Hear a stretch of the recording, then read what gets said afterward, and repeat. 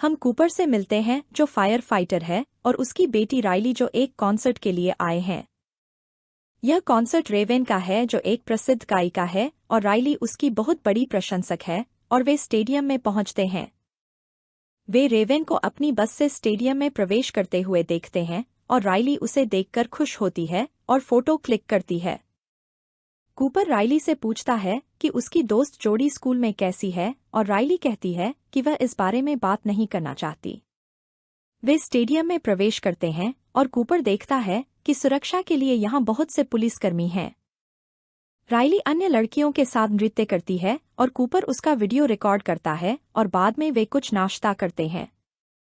Riley कहती है कि जोड़ी और अन्य लड़कियां उसे अपनी गतिविधियों में शामिल नहीं करती हैं, जिससे उसे लगता है कि वह अलग पड़ गई है। कूपर उसे चिंता न करने के लिए कहता है और जोड़ी को ईर्ष्या करने के लिए सोशल मीडिया पर उसके साथ आज के कॉन्सर्ट की तस्वीरें पोस्ट करता है। वे अंदर जाते हैं और राइली मंच के करीब की सीटों से खुश होती है और कूपर उसे बताता है कि यह स्कूल में अच्छे अंक प्राप्त करने के लिए एक उपहार है। कूपर अंदर और भी पुलिस को देखता है और उन्हें कुछ पुरुषों को उनके साथ बाहर आने के लिए कहता है। शो शुरू होता है और राइली और सभी दर्शक उत्साहित है और रेवेन मंच पर आती है और गाना शुरू कर देती है। कूपर बाथरूम जाने का फैसला करता है और राइली से कहता है कि वह अपनी सीट न छोड़े और उसका यहाँ इंतजार करे। वॉशरूम के अंदर वह अपना फोन चेक करता है और एक व्यक्ति का लाइव वीडियो देखता है जिसका अपहरण कर लिया गया है। इसके बाद हम देखते हैं कि स्टेडियम में और पुलिस बल आ गया है और कूपर बाहर जोड़ी की मां से मिलता है। कूपर उसे बताता है कि राइली जोड़ी से नाराज है क्योंकि वह उसे अनदेखा करती है, लेकिन जोड़ी की मां कहती है कि इस उम्र में टीनएजर्स इस तरह से व्यवहार करते हैं।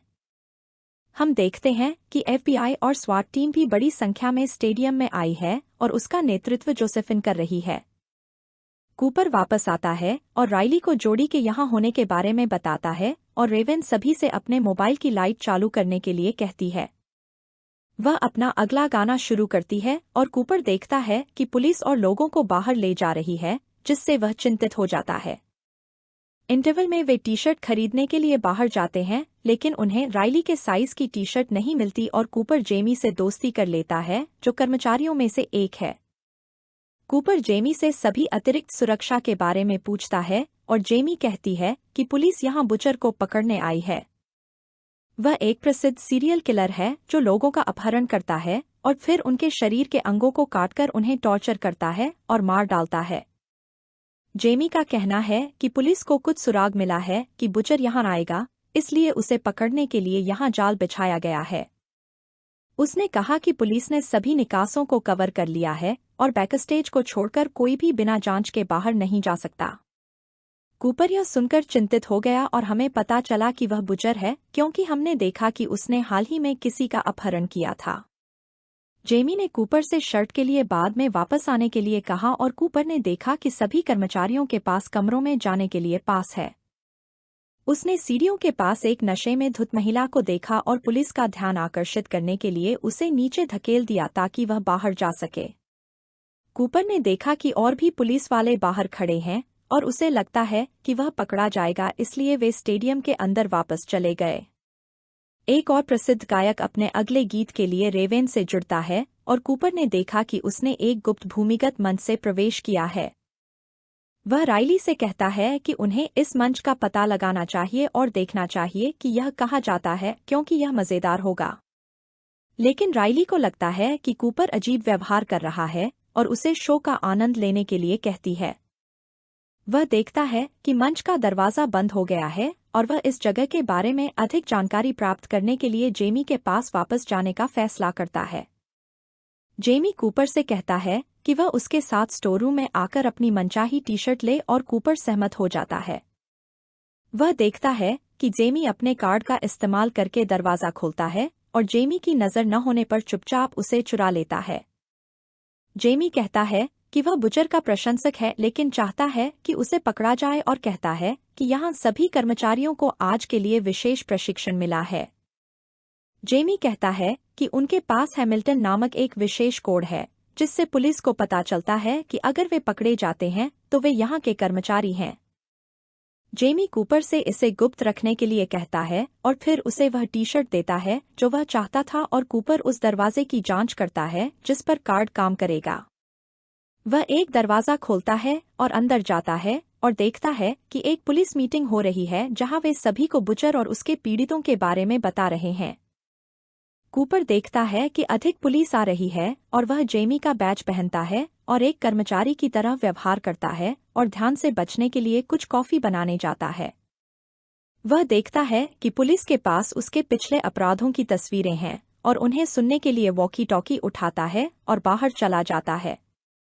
वह फिर से जोड़ी की मां से मिलता है जो पूछती है कि क्या उनकी बेटियां फिर से दोस्त बन सकती हैं, लेकिन अचानक उन्हें कुछ शोर सुनाई देता है। कूपर देखता है कि पुलिस ने किसी को चोरी करने की कोशिश करते हुए पकड़ा है और जोसेफिन को देखता है जो FBI से है और चिंतित हो जाता है। वह शनिवार को जोड़ी और उसकी मां से मिलने के लिए सहमत हो जाता है और वापस अंदर जाता है और हेडफोन के माध्यम से वॉकी टॉकी सुनता है। वह सुनता है कि पुलिस के पास बुचर के बारे में कुछ सबूत हैं, जैसे कि वह लंबा है और उसके दाहिने हाथ पर एक टैटू है। वह अपने हाथ को एक बैंड से ढकता है और राइली से झूठ बोलता है कि वह अपना क्रेडिट कार्ड जेमी के पास भूल गया है और बाहर चला जाता है। वह भ्रम पैदा करने के लिए फायर अलार्म को ट्रिगर करने का फैसला करता है, लेकिन जोसेफिन को रेडियो पर सभी पुलिस से बात करते हुए सुनता है। वह उन्हें बताती है कि बुचर घबराया हुआ है और उसके पास कोई रास्ता नहीं है और वह दहशत पैदा करने के लिए फायर अलार्म या नकली बम का इस्तेमाल करेगा। वह कहती है कि ऐसी स्थिति में पुलिस केवल महिलाओं और बच्चों को स्टेडियम से बाहर जाने देगी और कूपर फायर अलार्म का उपयोग न करने का निर्णय लेता है। वह भागने के लिए छत का उपयोग करने का निर्णय लेता है, लेकिन पाता है कि पुलिस दरवाजे की रखवाली कर रही है और ध्यान भटकाने का निर्णय लेता है। वह फ्रायर में तेल की बोतलें डालता है जिससे विस्फोट होता है और पुलिस का ध्यान भटक जाता है और वह एप्रन पहनता है और छत पर चला जाता है। वह ऊपर और पुलिस से मिलता है और उनसे झूठ बोलता है कि वह छत पर आया है क्योंकि उसका दोस्त रसोई में घायल हो गया था। पुलिस पुष्टि करती है कि एक लड़की जल गई थी और उससे गुप्त कोड और उसकी ID मांगती है जो कूपर उन्हें देता है। वह नीचे आता है और राइली से मिलता है जो उसे फिर से अकेला छोड़ने के लिए उस पर गुस्सा है और कूपर माफी मांगता है। वे वापस अंदर जाते हैं और कूपर डर जाता है क्योंकि उसे कोई रास्ता नहीं मिला है और राइली कहती है कि अगला गाना जल्द ही शुरू होगा। वह कहती है कि रेवेन एक दर्शक सदस्य को चुनती है जो उसके साथ मंच पर प्रदर्शन करता है और वे उसके साथ मंच के पीछे मिलते हैं। कूपर यह सुनकर खुश होता है और दर्शकों में रेवेन की टीम के एक सदस्य को देखता है और उससे बात करने जाता है। वह अपनी बेटी राइली को कैंसर होने की बात कहता है और उससे झूठ बोलता है कि रेवेन से मिलना उसकी आखिरी इच्छा है और टीम के सदस्य को राइली के लिए दुख होता है। कूपर ने देखा कि दर्शकों के और पुरुष सदस्यों को पुलिस पूछताछ के लिए ले जा रही है और रेवेन की टीम के सदस्य उनसे मिलने आते हैं। वह राइली को बताता है कि उसे रेवेन के साथ मंच पर प्रस्तुति देने के लिए चुना गया है और राइली को अपनी किस्मत पर यकीन नहीं होता और वह खुशी से रोने लगती है। उन्हें मंच के पास ले जाया जाता है और टीम के एक सदस्य ने राइली से कहा कि जब उसका नाम पुकारा जाए तो वह मंच पर चली जाए।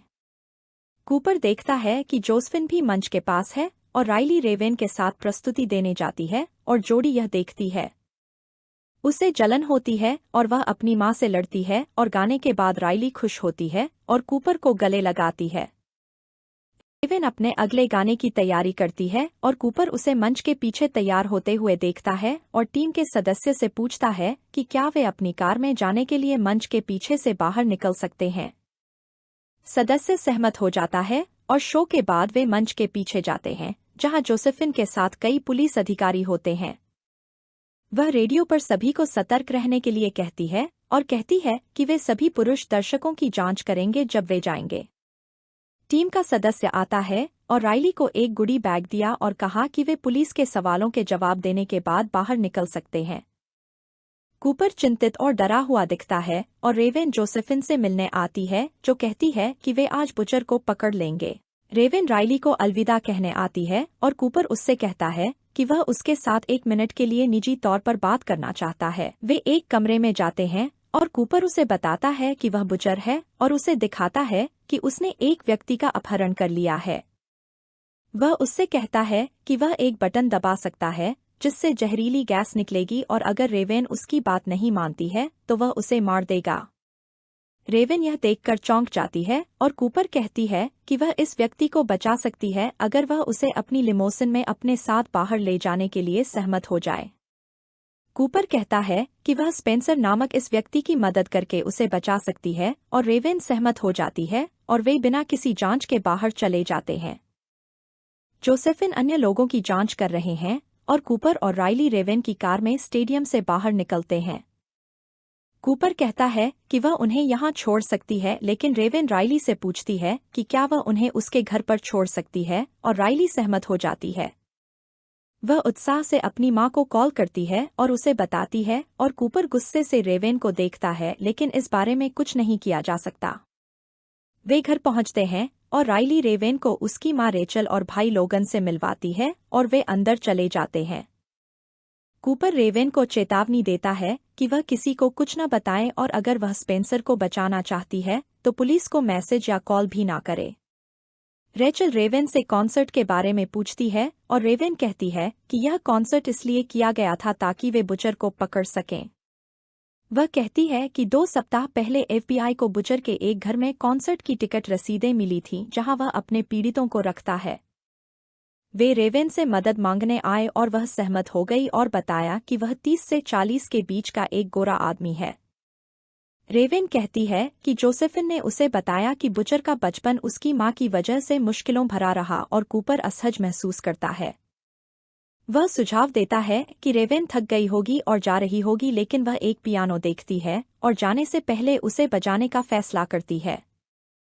रेवेन अपना फोन छिपाती है और कूपर रेवेन और राइली का पियानो पर एक साथ बजाते हुए वीडियो रिकॉर्ड करता है। गाने के बाद रेवेन सेल्फी लेने के लिए कूपर का फोन लेती है और जल्दी से उसे लेकर बाथरूम में चली जाती है। कूपर ने उससे अपना फोन वापस देने के लिए कहा, लेकिन रेवेन ने दरवाज़ा बंद कर दिया और स्पेंसर से बात करने के लिए कैमरा चालू कर दिया।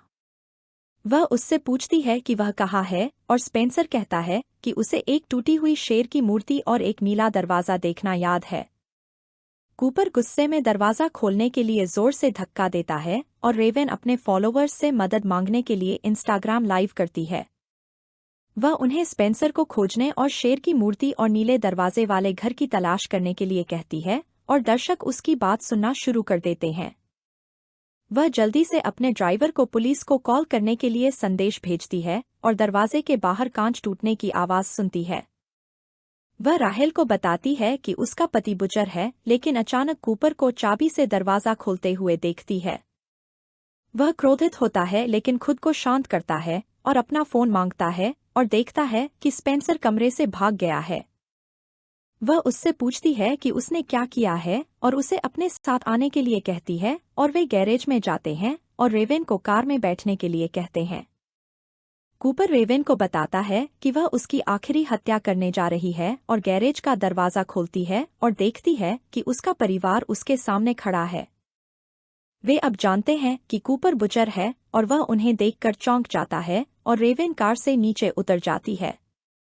रेवेन उन्हें अपनी कार में ले जाती है और कूपर दरवाज़ा बंद कर देता है और हम देखते हैं कि जोसेफिन पुलिस के साथ यहाँ आई है।